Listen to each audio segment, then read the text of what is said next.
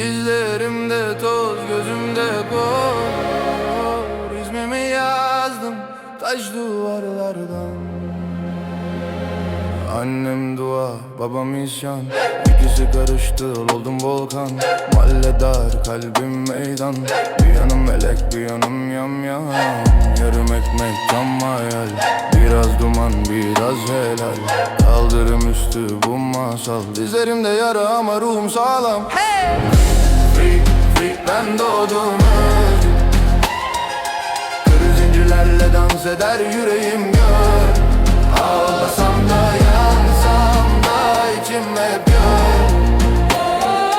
Free, free, free, ben doğdum özgür. Free, free, free, duysunlar sokağa. Acı yaralarıma basın güneş bırak. Düşerim kalkarım, bu benim ırmağım. Ağlasam da yansam da içim hep gör. Free, free, free, kanımda isyana.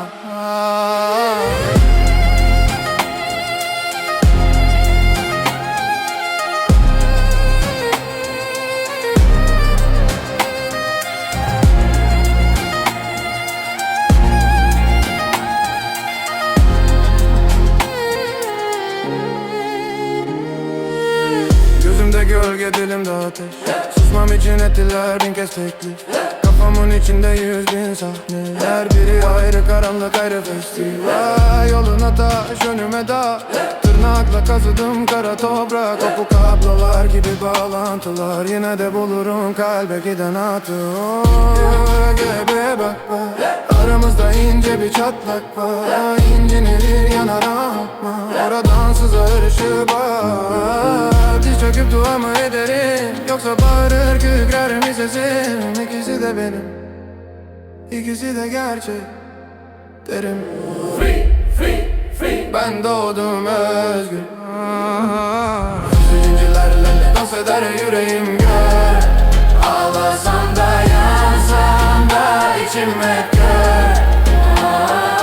Free, free, free, ben doğdum özgür.